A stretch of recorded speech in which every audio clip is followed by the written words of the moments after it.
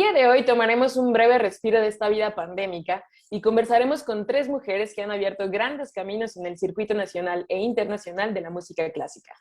La charla de hoy tiene como objetivo conocer algunos de los retos actuales de la música, así como los desafíos que las profesionales de la música han enfrentado en su quehacer dentro de esta industria. Nuestras invitadas especiales para esta sesión son la maestra Guadalupe Colorado, soprano, ganadora en 1996 del concurso Jóvenes Valores de la Orquesta Sinfónica de Jalapa. Se graduó de la Facultad de Música de la Universidad Veracruzana con mención honorífica en 1997.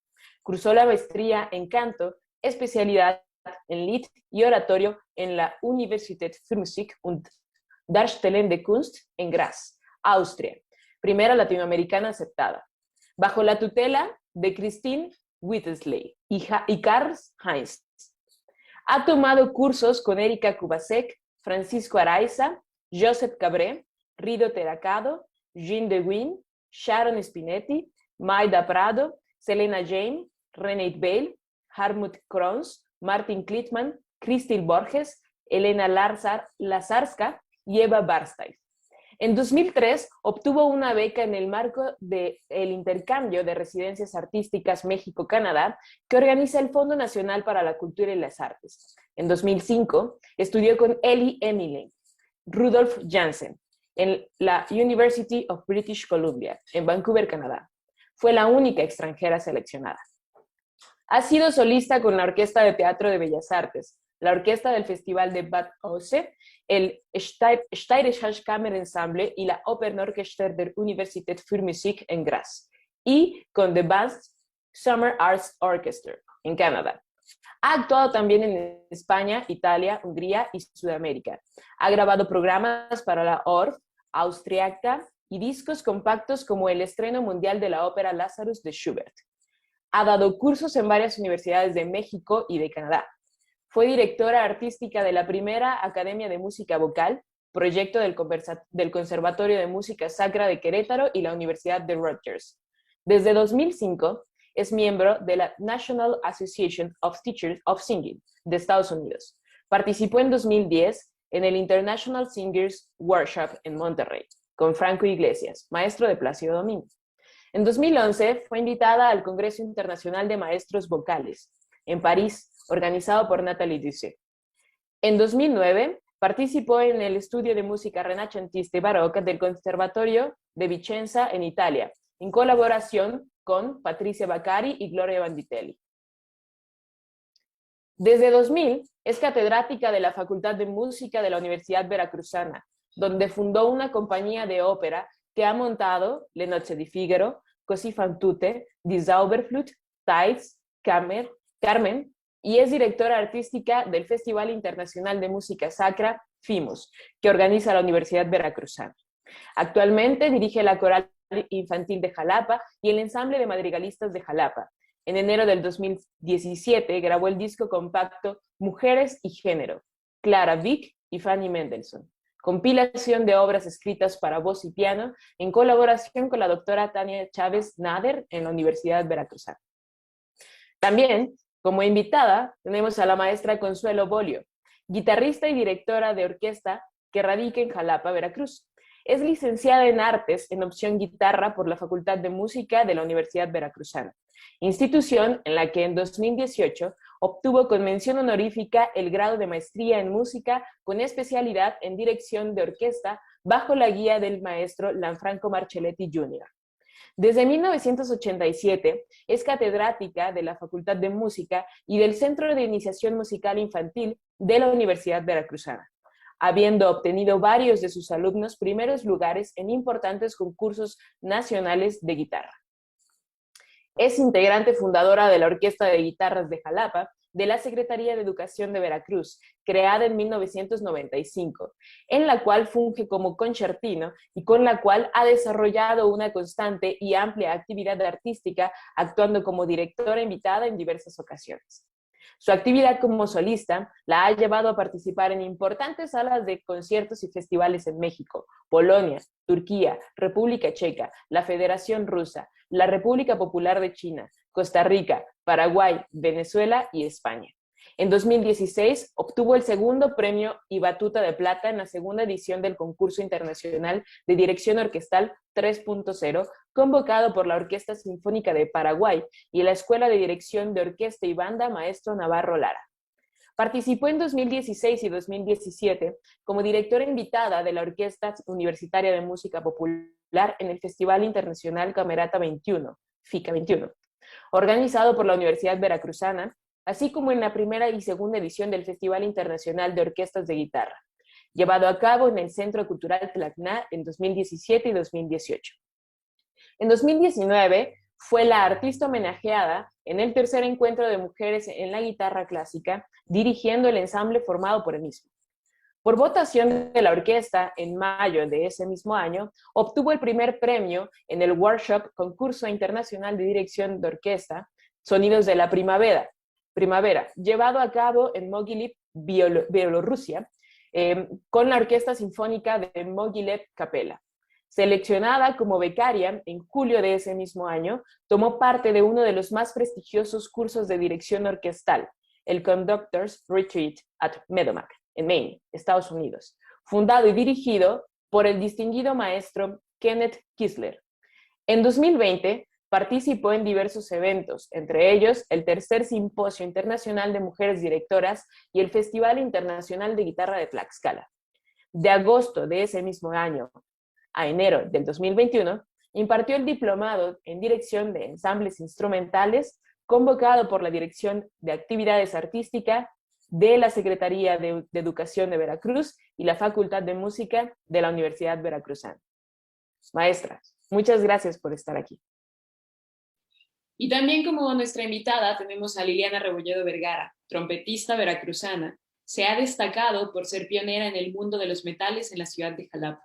Recibió el título de licenciada en música por la Universidad Veracruzana, como la primer mujer en graduarse en trompeta. A lo largo de su carrera se ha formado con reconocidos músicos y trompetistas de talla mundial. Ha sido intérprete de la Orquesta Filarmónica de Boca del Río y de la banda del circo Hermanos Vázquez, y ha sido invitada también a colaborar con distintas y diversas agrupaciones musicales. Además de la interpretación, Liliana es apasionada de la enseñanza musical y el activismo. Ha colaborado con varios proyectos sociales de educación musical en México.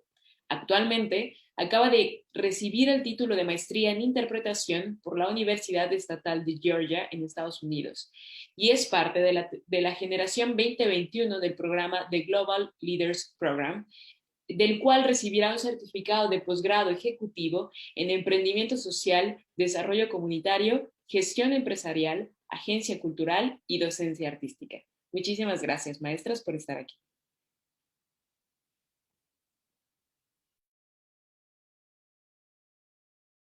Bueno, maestra, quisiera, maestra Guadalupe, empezamos con usted. Dígame, ¿de dónde surge su interés por la música? Muy bien. Bueno, pues muchas gracias. Aprovecho para agradecer esta invitación. Yo tuve la fortuna de nacer en la ciudad de Jalapa, dentro de un ámbito cultural universitario.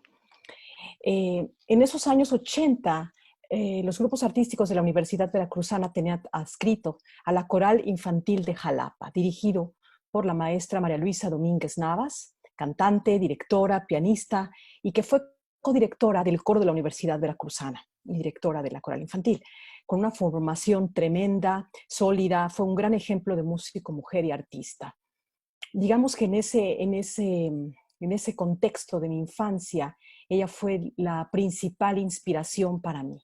Y desde esa temprana edad tomé la decisión de seguir este camino maravilloso de la música. Ingresé a la Facultad de Música a los 12 años y tuve también otra gran figura que fue mi maestra durante todos mis 16 semestres, la maestra Noemí Cortés Guzmán, quien fue la figura principal de canto en toda la historia de la Facultad de Música de la Universidad Veracruzana, formando una cantidad impresionante de cantantes en Jalapa por muchas generaciones, los cuales tenemos hoy en día como maestros y cantantes del coro de la Universidad Veracruzana, por ejemplo. Ella, además de música y canto, me inculcó muchas disciplinas y enseñó muchas cosas además de esto: audacia, disciplina, amor por el canto, amor por la docencia, Realmente fue una gran mentora y su apoyo y su dedicación y su ejemplo fueron importantísimos para mí. La tercera figura en mi vida, que también fue una mujer y también fue soprano, fue durante mi estadía en Austria. Ella fue Eva Klitman-Bartfay, a finales de los 90 y principios de los años 2000, quien fue la principal figura de la Wiener Staatsoper, es decir, la Ópera Estatal de Viena, que era la casa más importante de ópera del siglo XX, y ella fue la prima donna de esta casa de ópera. Ella me enseñó estilos, géneros, perfeccionamiento técnico, etc. Pero además de esas tres figuras que fueron fundamentales en mi vida, como bien mencionaste, he tenido la fortuna de trabajar y de aprender de grandes, de gigantes de la música en Austria, Renate Belle, Kristin Wittlis y Christel Borgers, Elena Lazarska, que fue alumna de la legendaria María Callas, en Italia Patricia Baccari, Gloria Banditelli, en Canadá Elie Amelink, que es toda una leyenda del lead, Rina Sharon, Narsing Hemmingston, Selena James, Sharon Spinetti y muchas, muchas otras. Entonces, lo que yo podría decir sobre mis inicios en la música, en mi infancia temprana, en mi adolescencia, es que, parafraseando a Isaac Newton, si he visto más lejos que otros, es porque estaba sobre los hombros de gigantes, que fueron estas maestras. Entonces, a partir del año 2000 he tenido la maravillosa oportunidad de compartir este conocimiento y esta experiencia con muchas jóvenes cantantes, mujeres y hombres, pero estamos hablando hoy del festejo de las mujeres,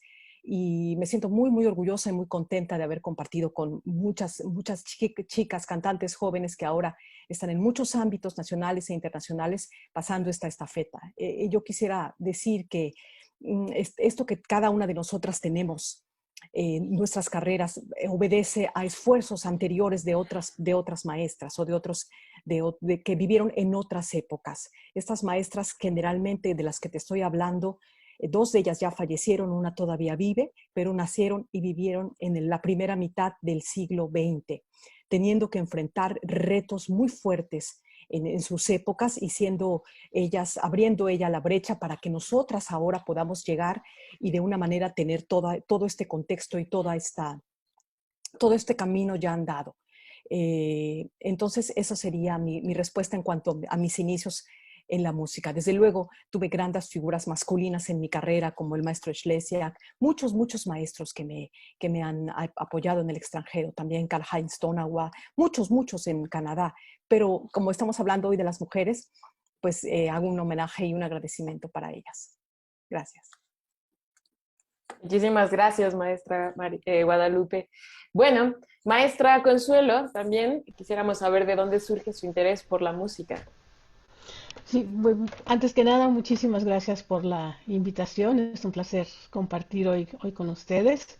Y bueno, mi interés por la música se inició desde muy pequeña, pero a mí me tocó una circunstancia, digamos, diferente a la de la maestra Lupita. Yo nací en la ciudad de Tijuana y en ese entonces, siendo yo niña, ya hace ya bastantes ayeres, no había escuelas de música, no había academias allá donde yo pudiera estudiar. Entonces yo manifestaba interés en instrumentos de juguetito, pero no había dónde. Entonces, hasta que tuve 12 años, fue que se dio la oportunidad de comenzar a estudiar guitarra y no de una manera, digamos, formal, sino de una manera lírica. Tenía yo una maestra que iba a casa a darme clases y era pues aprender posiciones, acompañar y todo. Se trabaja mucho de oído y fue con ella que comencé a aprender a leer música, porque primero era sin partituras. Digamos que mis inicios en la música fueron de cierta forma tardíos, ¿no? Porque ya tenía yo 12 años, cuando lo ideal es que comiences siendo muy pequeño. Después de esa primera etapa, que fue como un año, año y medio que ella me dio clases, pasaron varios años y bueno, yo seguía tocando con lo que aprendía, pero era como una necesidad de seguir aprendiendo. Ya estando en la preparatoria, formé parte de la rondalla de la preparatoria y bueno, era yo uno de los requintos de la rondalla. Y el maestro nos enseñaba, digamos, por imitación, mira, tocas así, pones así, se hace así y ya, pero igual yo tenía una como, pero debe de haber más que esto, yo necesito más. Y fue gracias a mi mamá que se enteró de una academia de guitarra, a la que yo asistí todavía en los años de que estaba yo en la preparatoria. Bueno, ya tenía 16, 17 hasta los 18. Y ahí fue donde comencé con la guitarra clásica, digamos, lo que era la formación de un guitarrista clásico, los métodos, la técnica, algunas obras. El maestro organizaba recitales de alumnos cada mes en una sala, y participábamos pues los alumnos más aventajados, éramos un buen número de alumnos, me acuerdo que participábamos yo creo que entre 15 y 20 alumnos, tocábamos algo solos o algunos tocaban solos y luego al final tocábamos en grupo y eso era bonito, ¿sí? Porque entonces para prepararlo nos reuníamos en la academia unos días antes a ensayar. Y esa fue mi primera etapa con la música, pero como les comentaba, ya yo tenía como una inquietud de dedicarme yo a la música, o sea, de hacer la música mi camino de vida, por así decirlo, mi camino profesional. Y fue el mismo maestro de la academia, el maestro José Morales, que bueno, ya falleció, que precisamente era, si recuerdo bien, oriundo de Soledad de Doblado, aquí en el estado de Veracruz. Y él me habló de la Facultad de Música en Jalapa. Dice, mira, si tú quieres formarte profesionalmente, necesitas ir a una escuela porque no se trata solamente de aprender guitarra, se trata de aprender o una serie de, o sea, una formación integral. Y bueno, pues acá llegué. Acá llegué en 1981 ya. Estoy cumpliendo 40 años de vivir en Jalapa. Y mi formación, digamos, académica y profesional se la debo a la Universidad Veracruzana. Me formé con el maestro Andrés David Ramírez y el maestro Enrique Velasco aquí en la facultad. Y después de terminar, bueno, vinieron 2 diplomados en Tijuana, clases magistrales, y bueno, es un camino que nunca se acaba. Y mucho tiempo después, curiosamente, nació también mi interés por la dirección de orquesta. Y comencé con algunas clases magistrales. Mi primer maestro fue el maestro Fernando Ávila. A él le debo mis primeras clases de dirección de orquesta. En paz descanse. Y igual, como que ha sido por etapas. Fue una etapa que tomé varios cursos, después como que lo dejé, hasta que por ahí de 2000, que fue 2014, 2015, se reactivó y tomé clases en una academia en línea y después cursé la maestría. Y bueno, pues aquí sigo, en el camino. Muchísimas gracias, maestra Consuelo. Todas son historias muy, muy interesantes y muy enriquecedoras también. Liliana, ¿de dónde surge tu interés por la música? Cuéntanos. Pues bueno, mira, la verdad es que yo vengo de una familia de la cual la música es una parte muy importante de la vida, ¿no? Aunque nadie de mi familia es músico, eh, pues recuerdo que mi mamá desde muy chiquita me llevaba a escuchar la orquesta, me llevaba o sea, a todas las cosas que había aquí en Jalapa. Bueno, yo crecí aquí en Jalapa y me llevaba a todos los eventos culturales que habían. Entonces, bueno, desde muy pequeña, pues crecí así empapada de arte.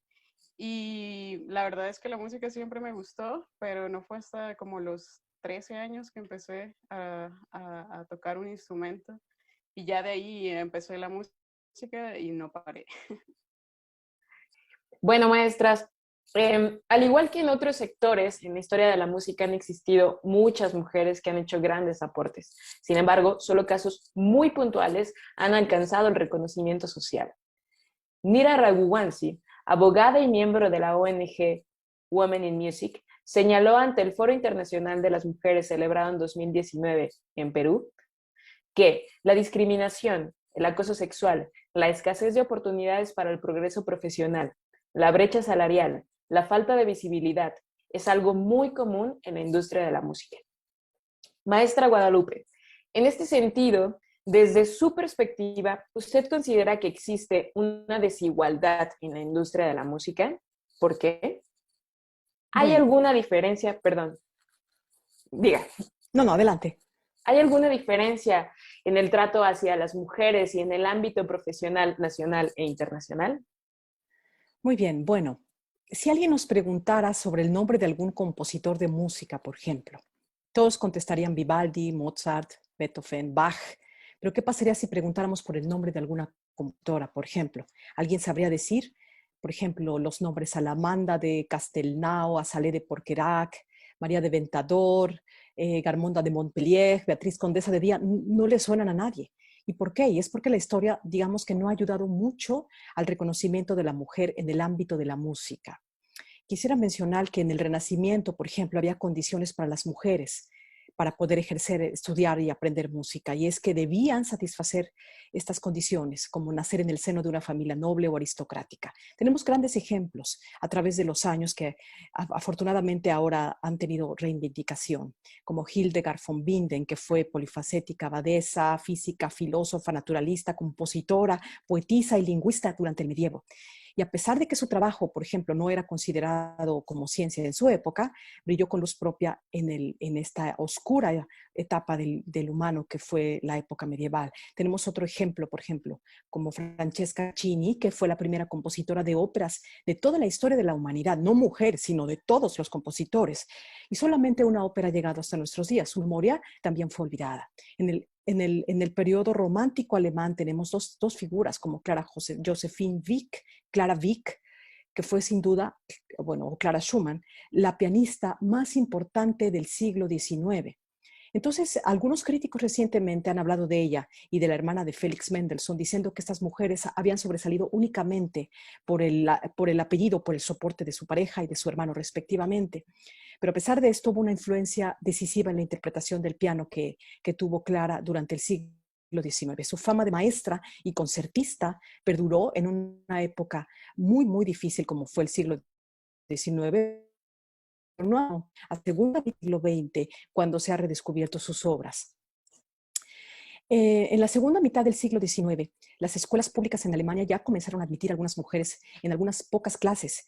Era difícil para una mujer joven adquirir una adecuada educación musical, pero había tres factores: la pronta temprana entrada al monasterio, o nacer en una familia de músicos profesionales activos, o nacer en una familia noble, lo cual hace posible el estudio privado. Hoy día ninguno de nosotros habríamos cumplido con esas condiciones y no podríamos vivir de la música o ser músicos profesionales. El último caso del cual voy a hablar es el de Fanny Hensel. Y quiero comentar que The New Grove Dictionary of Music and Musicians dedica 24 páginas para hablar de Félix, su hermano, y solo media página para hablar de Fanny. Sus 500 composiciones y su reputación como la mejor pianista en Berlín no son mencionadas. Su figura quedó totalmente eclipsada por la de su hermano Félix, y algunas de sus obras han formado parte del catálogo de su hermano hasta los años 90 del siglo pasado. Compuso más de 400 obras, incluido un oratorio de grandes dimensiones. Pero afortunadamente su música hoy es objeto de estudio, y la Fundación Mendelssohn ha reiniciado una recatalogación e impresión de sus trabajos, y hoy día es considerada una de las principales compositoras del XIX. Durante más de 150 años fue una total desconocida. En su caso, además de los prejuicios habituales de la época tan difícil, se añadió el hecho de que, por ser una familia de alta posición económica y social, era impensable para sus familiares que una mujer ganara dinero con su trabajo o se publicaran sus obras. Las últimas 2 décadas han incrementado significativamente la investigación de la contribución de la mujer a la historia cultural de Occidente. Algunas obras de compositoras, solo muy pocas, son parte del canon musical usado en la educación de los músicos profesionales. Sin embargo, ha sido primordial la creciente impresión y publicación actual de la música de las mujeres. Pero la mujer siempre ha sido compositora, y sus logros han sido sin reconocimiento por la parcialidad de la sociedad. Sin embargo, las mujeres han enseñado piano, instrumento, voz, educación musical, musicología durante los pasados 50 años en colegios y universidades, y han hecho significantes incursiones en la composición, historia de la música, dirección orquestal y coral, así como teoría musical durante las 3 décadas pasadas. Mujeres de todo el mundo luchan por cambiar hoy día este paradigma, y las voces están comenzando a escucharse no solo en este ámbito, sino en todos los campos como las ciencias y las artes. Vamos avanzando. Muchísimas gracias, maestra Guadalupe. Y justo estoy recordando, ahora que estaba platicando sobre Félix Mendelssohn, sobre también Teresa Lara, la hermana de Agustín Lara, quien compuso muchas canciones que también pasaron al catálogo del maestro Agustín, ¿no? O que fueron olvidadas, simplemente desapareció y son, pues eso, ahora forman parte del maestro Agustín. ¿Cuál es el mayor reto que una mujer debe enfrentar dentro de la industria musical nacional e internacional? Bien, en estos días creo yo que el mayor reto es todavía ser minoría. Em, Hace no mucho tiempo buscando videos para una de las clases, eh, buscaba yo un ejemplo y vi el de una orquesta. Era una grabación de los años, ¿qué habrá sido? Los años 60 tal vez. Y era una orquesta europea. No había ninguna mujer en la orquesta. Y yo creo que el abrir brecha ha tardado un poco. Ya, a pesar de ser minoría, todavía ya hay más mujeres en el ámbito tanto nacional como internacional, no solamente, bueno, podría hablar de la guitarra, pero también en otros instrumentos, ya ni hablar de la dirección de orquesta. Todavía somos, ahí creo que todavía somos más minoría y poco a poco se ha ido un poquito buscando un equilibrio un poquito mayor, pero creo que ese es el mayor reto, ser minoría, porque ser minoría te pone a veces en desventaja. Pero a veces me he preguntado por qué todavía somos minoría. Y creo que tiene que ver un poco también con la educación. Eh, Tal vez cuando éramos niñas la tendencia era eh, seguir el paradigma, ¿no? De que, bueno, casarte, dedicarte a la casa, a los hijos, y bueno, no tener una vida profesional. Y eso se ha ido rompiendo afortunadamente, yo creo que más a partir del siglo pasado, que no es tan lejano todavía, pero ya sí es siglo pasado. Em, Muchas veces a una niña decían, bueno, puedes aprender a tocar un instrumento, pero no para que te dediques a él. Podría poner el ejemplo de mi abuela paterna. Ella era pianista y hasta donde yo sé, o sea, tocaba el repertorio, digamos, clásico del piano, por así decir, pero no se dedicó a su carrera musical y tocaba muy bien. Me tocó escucharla en el piano de su casa en Progreso, en Yucatán, y como que era una tendencia. Ahora creo que lo que ha roto un poquito el paradigma es el que más mujeres se hayan atrevido a romperlo. ¿Sí? A decir, bueno, no, tengo derecho a tener esta vida profesional y a lo mejor hasta a rebelarse a las imposiciones familiares. Eso es una fortuna de cierta forma, pero creo que todavía falta bastante camino por recorrer. Muchísimas gracias, maestra Consuelo. Eren, ¿cree que la representación de las mujeres ha mejorado en la industria musical en los últimos años? Yo creo que sí, aunque yo creo que ha sido un cambio lento, pues yo creo que aún queda mucho todavía por recorrer en el tema de la igualdad de oportunidades de desarrollo y sobre todo en el ámbito profesional. Actualmente he visto que cada vez hay más organizaciones y visibilización de las mujeres en este medio, pero os considero que a partir del comienzo de la pandemia, la verdad creo que hubo un boom muy fuerte de iniciativas femeninas en las artes y en nuestro caso en la música, ¿verdad? Y para mí ha sido muy inspirador tener la oportunidad de ver artistas de su trabajo y también de tener pues el chance de conectar con ellas, ¿no? Por otro lado, eh, en las orquestas de nuestro país, yo creo que sigue existiendo una diferencia muy grande entre el número de hombres y mujeres que las conforman. Eh, Hay un artículo muy interesante de Mariana Sánchez donde se hace un análisis muy detallado y muy claro sobre esta situación. Se presenta el caso de 13 orquestas del país, de 10 estados diferentes.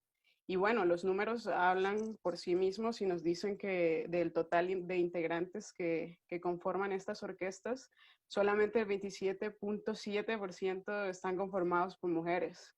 Y es un poquito más de un cuarto, ¿no? Y bueno, por otro lado, el promedio de las mujeres que están ocupando los puestos principales pues se queda un poquito más corto con el 20.7%. Entonces yo creo que todavía hace mucha falta, pues sí, ¿no? Más representación y más oportunidad hacia las mujeres en nuestro sector. Y bueno, continúo. Esta es una pregunta para todas. Como mujeres, ¿qué desafíos han enfrentado ustedes en su quehacer como músicas? Maestra Guadalupe. Sí, bueno, a mí me tocó compensar, digámoslo así, un medio potencialmente hostil con una vocación muy temprana y una serie de apoyos muy importantes. Tuve las guías adecuadas. Y por otra parte, elegí o se me dio un ámbito en el cual México tiene una infraestructura muy fuerte como es el canto, en el cual históricamente las mujeres han tenido un nicho. Creo que en el caso de mis colegas instrumentistas o directoras ha sido diferente, no ha sido igual. Como les comenté, tuve la fortuna de tener modelos muy, muy fuertes, como la maestra María Luisa Domínguez y Noemí Cortés Guzmán, que no eran las típicas mujeres modositas, que era lo que se esperaba de una mujer en aquella época. Ellas fueron mujeres consagradas a sus profesiones, artistas que renunciaron a una vida familiar eh, o a la maternidad, cosa que suele esperarse de una mujer latina en el ámbito del siglo pasado. Pero la música clásica desde el siglo XIX es una de las actividades excepcionales privilegiadas donde se permitía a las mujeres ocupar un lugar siempre y cuando fueran intérpretes y no compositoras. Digamos que son la música se divide siempre en estas dos etapas, en estas dos fases, que son las compositoras y las intérpretes. Y entre las intérpretes, el canto siempre tiene un lugar distinto por la tradición que hay en México. De hecho, donde más se nota la desigualdad, en mi opinión, es el terreno de la composición y de la dirección orquestal, como mencionaba la maestra Consuelo. Por otro lado, no porque ahora nos fijemos en la equidad de género, dejan de existir otras problemáticas tradicionales como la clase social, la infraestructura educativa, la logística cultural, artística, etc. Crecí en Jalapa, donde hay una facultad de música importante, no tuve que emigrar. Una ciudad donde había orquesta sinfónica asequible. Crecí escuchando los conciertos semanalmente. Pero tuve que compensar la falta de formación musical en mi familia, porque mi familia no es de músicos profesionales, la falta de tradición académica o de tradición universitaria en mi familia. Al mismo tiempo, creciendo también en un contexto musical bastante elevado, tratándose de México, ya que Jalapa ha sido un referente cultural en nuestro país y todo esto ha sido determinante en mi proceso. Si bien la discriminación de género ha sido un problema clásico, el surgimiento de una nueva generación de feministas, que son los millennials, la ha situado en el foco mediático y lo ha convertido en un problema público. Ahora, ante el impulso de las más jóvenes, se reclaman cambios en las prácticas de la industria y las nuevas legislaciones al tiempo que se presiona para ampliar la presencia de las mujeres en la cultura y las artes. Digamos que ya estas millennials están empujando todavía con más fuerza lo que nuestras ancestras hicieron y que nosotras estamos dignamente tratando de continuar. Muchísimas gracias, maestra Guadalupe. Maestra Consuelo. Pues desafíos, podría yo hablar a manera personal. Por un lado, no tuve el desafío de ir contra mi familia, que era también una de o de las situaciones con las que uno se puede encontrar, y no solamente siendo mujer, también siendo hombre, de que te digan que estudiar música pues no es una carrera profesional. Tuve la gran fortuna de tener el apoyo de mis padres, sobre todo yo sí tuve que emigrar y bastante lejano, desde Tijuana hasta Jalapa. Digamos que tal vez uno de los desafíos es ese, todavía el luchar con el paradigma de estudiar música, no solamente de ser mujer, pues, sino de estudiar música. Pero como dice la maestra Colorado, ya también hay una manifestación mediática y pública que ha hecho también despertar la conciencia de más mujeres y decir que, bueno, es posible, aún en contra del sistema, por así decirlo, es posible desarrollar una carrera y eso se está haciendo más palpable. Ahora, desafíos, em, creo que es un poquito referente a lo que mencionaba yo hace un momento de ser minoría. Por ejemplo, a mí me tocó eh, varias veces ser la única mujer en un curso, la única mujer en un concurso, y eso te hace sentir un poquito incómoda incluso en las pláticas de grupo, y eso es porque siento como que no tengo cabida. Ahora eso ha cambiado un poco, pero el gran desafío es ese, todavía que el balance no está totalmente logrado. Em, ya no como desafío, sino como un recuerdo que tengo muy, muy bonito, fue que hace ya bastantes años tuve oportunidad de ir a un festival en Costa Rica que fue dedicado a la mujer. Solamente éramos mujeres guitarristas y fue una sorpresa total. El desafío en ese entonces fue las manifestaciones que nos decía el organizador de que no feminista, que por qué puras mujeres, que, o sea, se encontró con obstáculos él como organizador para hacer ese festival. Ese fue un desafío. Que cuando también se hacen festivales en los que solamente participan mujeres o, no sé, por ejemplo, un simposio que hubo el año pasado, un simposio de mujeres directoras, te encuentras con opiniones de que ¿por qué? ¿Por qué solamente mujeres? Ese es uno de los desafíos. Todavía luchar con el pensamiento de, de ciertos sectores, ¿no? Regresando un poquito al recuerdo de ese festival, fue muy lindo porque, al menos para mí, porque como ya había tenido oportunidad de estar en otros eventos en los que era la única mujer y me sentía yo así como cohibida, ahí fue una convivencia totalmente abierta, bonita, se platicaba de todo, hasta del aspecto familiar, el aspecto de la maternidad. Oye, ¿cómo le haces para combinar tu vida profesional con tu vida familiar? Cosa que no sucedía en otro ámbito, ¿no? Entonces, más que nada es eso, el desafío de todavía ser un poquito eh, en menor cantidad. Y yo creo que uno de los desafíos también es abrir brecha. Es decir, en la medida en la que nosotras como profesionales, pero también como mujeres, abramos un poquito el camino para quienes vienen detrás de nosotras, puede también o podemos también ser humildemente un ejemplo para quienes vienen atrás de nosotras. Muchísimas gracias, maestra Consuelo. Creo que un montón. ¿Por dónde empezar? Pero bueno, no, mentira. Creo que he sido muy afortunada, ¿verdad? De tener siempre, encontrar guía, la guía adecuada y necesaria en el momento indicado. Y la verdad es que por eso siempre he estado muy agradecida, pues con la vida.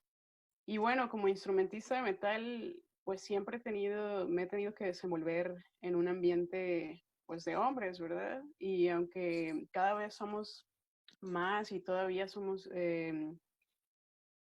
bueno, aunque cada vez somos más, todavía somos pocas las mujeres que integramos estas secciones de metales. Obviamente siempre hay dos caras de la moneda, ¿verdad? Ha habido quienes han hecho comentarios subestimando o haciendo insinuaciones de mi capacidad de tocar la trompeta por ser mujer. Pero en el mayor de los casos he encontrado así amigos increíbles que me han ayudado a crecer un montón. Em, Te quería contar que actualmente, como parte de mi formación en este programa de Global Leaders, me encuentro trabajando en el desarrollo de un proyecto enfocado a la igualdad de género en la música. Y bueno, tener esta oportunidad de estar trabajando en este proyecto me ha ayudado a darme cuenta de la realidad que se sufre, ¿no? Que se ha sufrido y que se sigue sufriendo en el ámbito musical, como, siendo mujer, ¿no? En nuestro medio. Y bueno, una de las cosas que más me han impactado es lo mucho que hemos aprendido a normalizar las conductas machistas que nos siguen poniendo en situaciones de desventajas. Pues bueno, muchísimas gracias, Liliana. Provocada por la descarga ilegal de contenidos protegidos. Con el paso de los años, además de generarse un nuevo hábito de consumo musical, también se generaron nuevas formas de almacenamiento y modelos de distribución de contenidos musicales. Maestra Guadalupe, ¿cuál considera que es la nueva oportunidad de mercado para la música clásica, en especial para la ópera? Sí, sí. Bueno, durante la pandemia, la apuesta por las emisiones en streaming se impuso como el principal canal de difusión cultural. Al mismo tiempo que los teatros, grandes teatros, abrían gratuitamente sus archivos, se pidió a los artistas que actuasen también desde su casa, construyendo así una programación alternativa durante la pandemia. De esta manera, durante el confinamiento, fueron tan populares las óperas por streaming como los ciclos de recitales de Lied, por ejemplo, en directo. Sí, sí, la pantalla sustituyó al escenario y los altavoces al sonido en directo.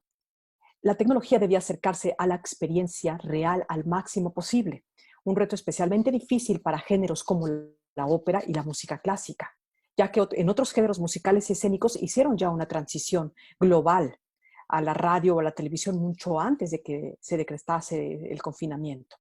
Pero la ópera no era fácil para la ópera decir adiós a los teatros. La acústica de los teatros, los auditorios, el ritual de los conciertos, el estrecho vínculo entre artistas y el público son indispensables para cualquier disciplina, pero con especial énfasis en el canto. Nosotros estamos entrenados para proyectar nuestra voz en grandes teatros, en grandes escenarios, y de repente nos tenemos que ver limitados a un micrófono, por ejemplo. Estamos acostumbrados a interactuar, a que el público responda con su actitud, a interrumpir una ópera por un aplauso del público que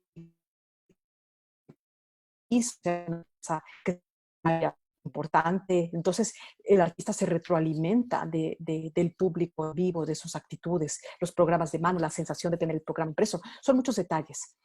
Sin embargo, la apuesta por lo digital ha multiplicado las expectativas sobre el alcance de la difusión virtual. Instituciones como el Met de Nueva York, la Ópera de Berlín, el Teatro Real en España han registrado cifras récords de visitas y de usuarios, lo que demuestra que un nuevo camino se abre para la ópera, un camino que solo apunta hacia adelante. Por otro lado, las empresas tecnológicas también han visto crecer sus ventas en equipos de grabación o de sonido. Nunca fue tan fácil grabar y compartir música desde casa, por ejemplo, constatan los responsables de la plataforma Zoom que estamos usando ahora, que durante el confinamiento pues, ha acogido conciertos, presentaciones de temporada, debates y charlas como la que estamos teniendo esta mañana. El Teatro Real lleva años apostando por la innovación y la tecnología para acercar a la ópera, la danza o la música clásica al mayor número de personas, y ha lanzado recientemente una plataforma digital de contenidos audiovisuales donde pueden encontrarse algunas de las producciones históricas más importantes como la del Teatro Liceo, el Teatro Nacional de China, el Colón de Buenos Aires. Su nombre se llama My Opera Player. Yo no he tenido la oportunidad de visitarla, pero he escuchado muchos comentarios sobre ella. Muchísimas gracias, maestra Guadalupe. Maestra Consuelo, en 2010, Leonie Shetty, director ejecutivo de EMI Music, señaló que para la modernización del sector es necesario dejar de mirar hacia el producto y empezar a mirar hacia el consumidor. En ese marco, como intérpretes, creadores, creadoras, directores, directoras de orquesta, ¿es posible dejar de mirar nuestro producto y virarnos hacia nuestro consumidor? ¿Y cómo podemos realizar este acercamiento con el público? Bien, la pregunta es muy interesante y creo que es un poquito, al menos para mí, un poquito difícil de responder, pero me basaría yo en mi experiencia personal en cuanto a guitarra, por ejemplo, se refiere. Yo creo que uno de los aspectos sería la diversificación de los programas. Es decir, a veces es muy frecuente que en los recitales te encuentres con que son las mismas obras, los mismos compositores, y a veces al consumidor, digamos, al público consumidor, dice, bueno, pero es que va a tocar la misma obra. Yo ya la escuché con otro guitarrista. y eso puede a lo mejor desalentar el que te escuchen, sobre todo ahora que se está produciendo más material que se está difundiendo a través de las redes, en el cual si algo no te interesa, pues le das clic y sales. En un recital, bueno, sería mucho menos frecuente que te salieras del concierto. Entonces creo yo que una de las posibilidades es esa, diversificar el programa, encontrar obras que puedan ser del interés de los demás. Ahora, ¿cómo saberlo? O sea, ¿cómo saber qué es lo que le interesa al consumidor escuchar? Y ahí no sé si pudiera hacerse algún sistema de encuesta sobre, incluso al finalizar un recital, enviar una encuesta a quienes lo escucharon y ¿qué te pareció el programa? ¿Te pareció interesante lo que escuchaste? ¿Qué te gustaría escuchar? Lo cual también es un poquito riesgoso, por así decir. Ya no hablamos tal vez de la música de conciertos, sino de la música pop y popular, que sabemos que los contenidos no son para nada atractivos ni tal vez valiosos. Eso sería bastante cuestionable. Pero creo yo que una de las posibilidades es esa, la diversificación de programa, que ya se está dando, y eso también ha sido cuestionable. Las orquestas han empezado a ofrecer conciertos de música para películas, de música de videojuegos, con el afán también de captar a más público. Y yo creo que sí lo han conseguido. A partir de eso es captar el público y entonces ahora ofrecerles un programa, digamos, de los compositores que nosotros tenemos, bueno, considerados del gran panorama de la música de concierto. Entonces, puede ser una forma de acercamiento. Es como cuando ofreces un recital, tienes que saber a qué público vas a dirigirlo. No es tal vez igual dirigirlo a un público que va a ser estudiantes del instrumento o a un público que nunca ha ido a un concierto. No le podrías dar el mismo programa. Tendrías que saber a qué tipo de público está dirigido. Entonces también esa es una posibilidad. ¿A qué público está dirigido este programa? Ya sea un concierto o un festival de guitarra, por poner un ejemplo. Y bueno, todavía da para a ver qué sigue con esto de la pandemia. Muchísimas gracias, maestra Consuelo. Maestra Liliana, hoy en día el público elige su consumo musical de acuerdo a sus prácticas y necesidades sociales. Es decir, todos elegimos pagar poco y acceder donde y cuando queramos, de manera inmediata y sin límites.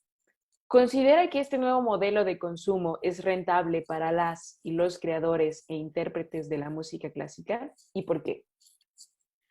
Bueno, yo creo que la música en este sentido, ¿verdad? Ha cambiado mucho. Desde que pasamos como de la era de los CDs a esta nueva era, ¿no? Donde todo está completamente digitalizado, pues el consumo y la producción tienen un otro enfoque y otra forma de manejo.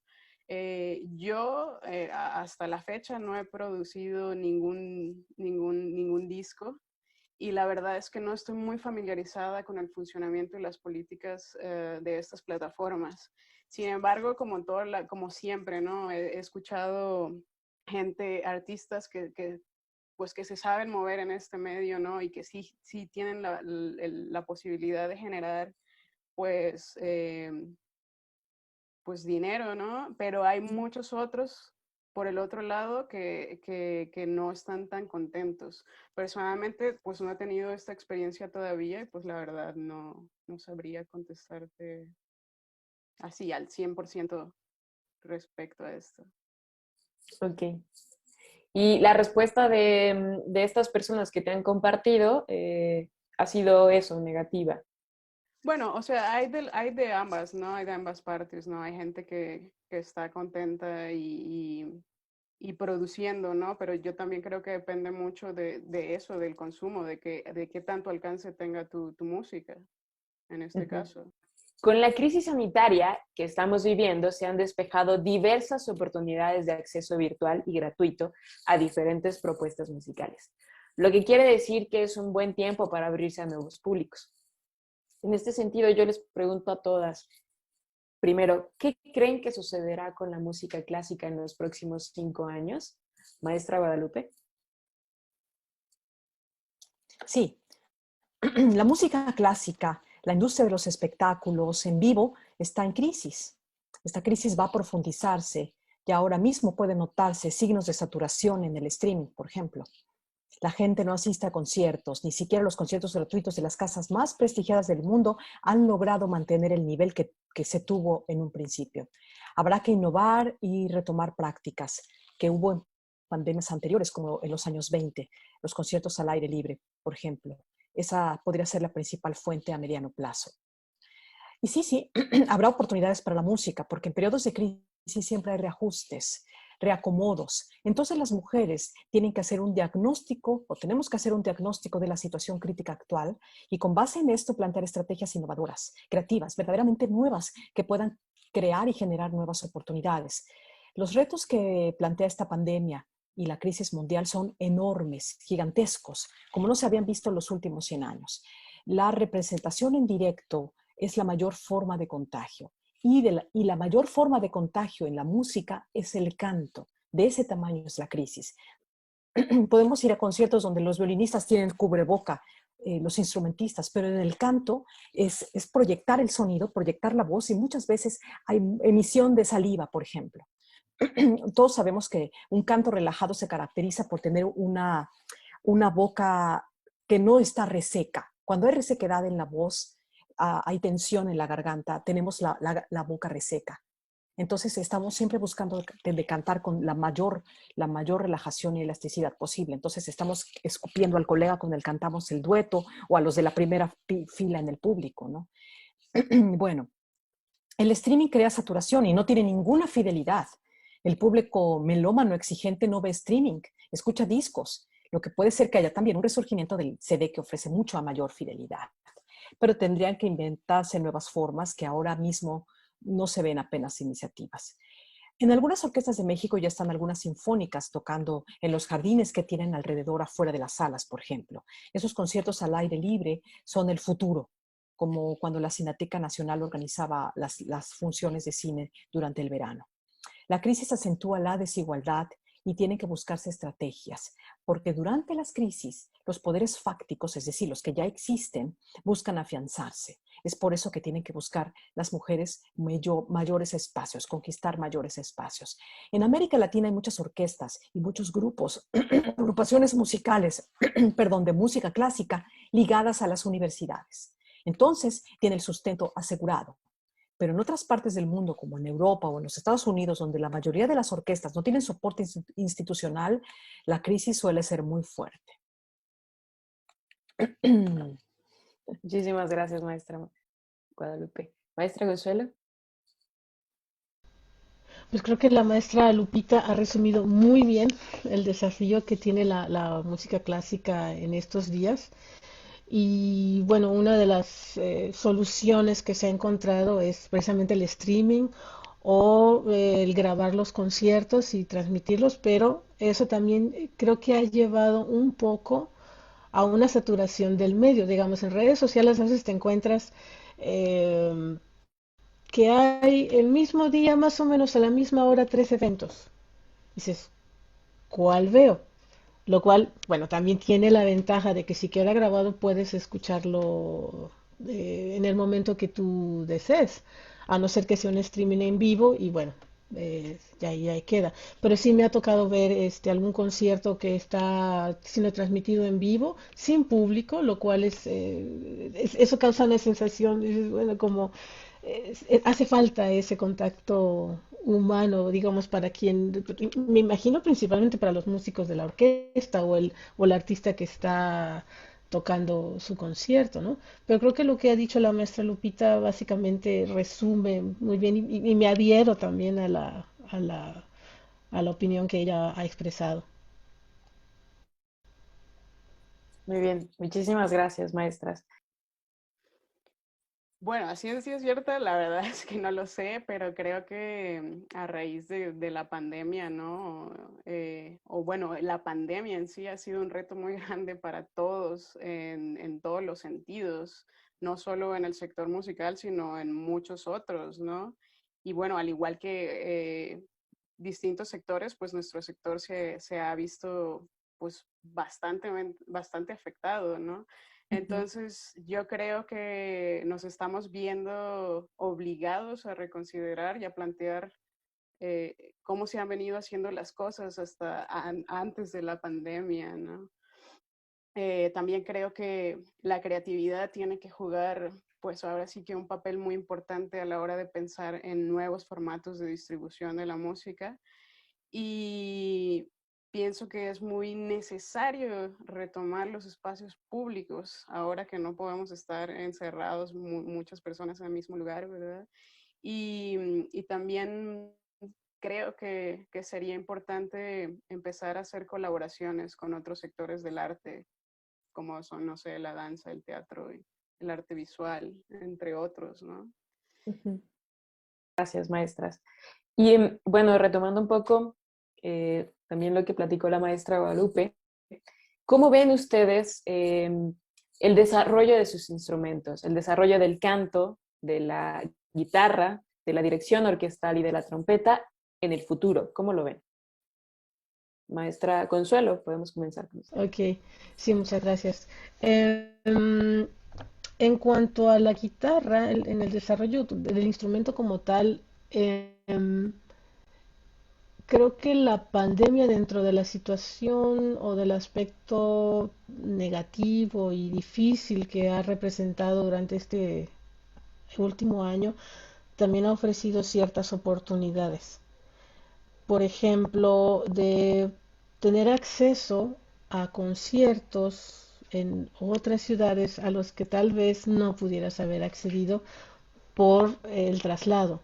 El participar en concursos también, que los están haciendo en línea.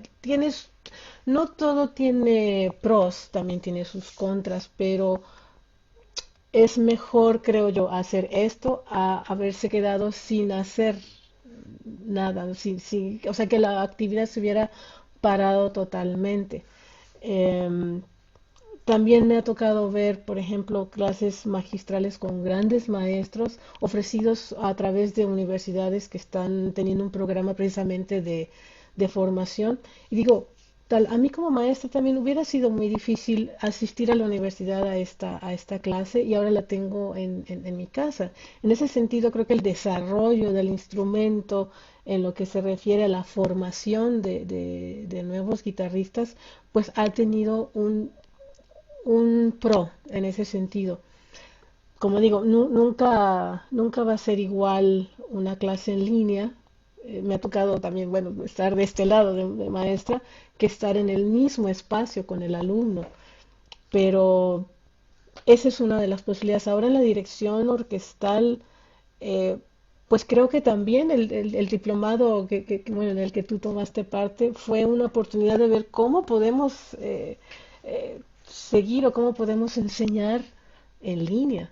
O sea, ha representado un reto, pero también fue una oportunidad de seguir adelante. Y creo que pues esto va a tardar todavía un tiempo y bueno, hay que seguir creando estrategias de cómo mejorar lo que ya se hizo. O sea, no dejar eso, sino cómo mejorarlo. Muchas gracias, maestra Consuelo. Maestra Guadalupe. Sí, coincido con la maestra Consuelo. Eh, Esta situación nos ha llevado a es un arma de dos filos, como todo, tiene sus pros y sus contras. De este lado, como profesora, igual que la maestra, he tenido que desarrollar estrategias distintas. He tenido que empezar a enseñar a estudiantes que no conozco siquiera. Al principio de la pandemia, bueno, los alumnos de siempre, que ya llevan varios años, pues ya tenemos un modus operandi, pero en este caso alumnos de nuevo ingreso, por ejemplo, hay que conocernos a través de la pantalla, no se puede escuchar su voz, por ejemplo, en el caso de los ensambles, conjuntos de cámara, pues si es un trío hay que escucharlos por aparte porque el dispositivo no permite escuchar el sonido, o sea, no es lo mismo enseñar matemáticas o enseñar ciencias exactas a enseñar algo que es 100% práctico y muy, muy personalizado, como es la enseñanza y el estudio y la instrucción de la música. Entonces sí nos ha llevado, nos ha obligado a crear nuevas herramientas y a los estudiantes que están en sus mejores años, que quedaron confinados, algunos en nuestra ciudad, otros que están en sus ciudades, que se han graduado incluso a través de la pantalla y que ya no hicimos ese gran festejo que solía hacerse después de 10 años de estudio, o el día de mi graduación, me voy a poner fulán vestido o algo. Nada, ahora es la pantalla nada más. Y los videos grabados en la sala de tu casa, ¿no? Entonces ya realmente hemos tenido que armar nuevas estrategias, que buscar nuevas posibilidades. Para la voz, insisto, estamos trabajando la resonancia, la fuerza, la potencia del sonido, el desarrollo de la voz, en lugar de ir a un espacio donde está especial para la resonancia de la voz, ahora el alumno tiene que cantar en la esquina de su casa y casi siempre el hermanito está junto o el otro colega está con el otro instrumento junto o están martillando junto o llegó el gas o a los padres y vecinos les molesta la voz de un principiante que apenas está intentando como un polluelo pues tratar de proyectarlo, desafinaciones, etcétera, ¿no? Entonces, sí, ha habido casos que los alumnos cantan en la puerta del pasillo de la casa, ¿no? Tratando de no sonar tanto por no molestar cuando lo que queremos es que el chamaco, el alumno saque la voz, ¿no? Entonces sí, realmente todo es paradójico en este momento de pandemia. Eso es por una parte, pero como también comenta la maestra Bolio, yo me sumo a esto, hemos tenido iniciativas que de otra manera no hubiera sido posible. Como a nosotros nos tocó en la época anterior, a la maestra y a mí, si había que hacer un curso, había que viajar al país y no había de otra, ¿no? Entonces, eso imposibilitaba por la economía y la situación del país, pues adquirir ciertos tales cursos o conocer ciertas personalidades. Hoy día, por ejemplo, en Instagram, los grandes artistas, en Facebook, como Thomas Hampson, los martes está transmitiendo entrevistas y conciertos y masterclass de personalidades importantes a nivel internacional. También Javier Camarena da clases por Instagram diciendo en la mañana cuando te levantas, para que te salga la voz, es así, así, así, haces tal ejercicio, ¿no? Esto en otro momento no hubiera podido ser posible para un estudiante de Latinoamérica sin recursos, por ejemplo. Entonces sí tenemos los museos y como el Louvre y muchas bibliotecas han abierto sus puertas y han abierto sus archivos para mostrarnos, conocer el Louvre sin necesidad de transportarte hasta París, por ejemplo, ¿no? Entonces tiene también un aspecto positivo como este conversatorio, como clases maestras, conferencias sin necesidad de trasladarte hacia el país o hacia la ciudad. Entonces todo tiene un lado bueno y un lado pues negativo, pero creo que tenemos que, como dice la maestra, esto va a tardar y tenemos que irnos adecuando a estas nuevas formas, a estos nuevos esquemas y al uso de este tipo de tecnologías que para algunos de nosotros, pues en mi caso hablando personalmente, pues no soy tan habituada a este tipo de plataformas y a este tipo de circunstancias para trabajar. Lo mismo que antes, ¿no? Mucha experimentación, colaboración y buscar la propia voz y siempre tratar de ser auténticos. Muchísimas gracias, Liliana.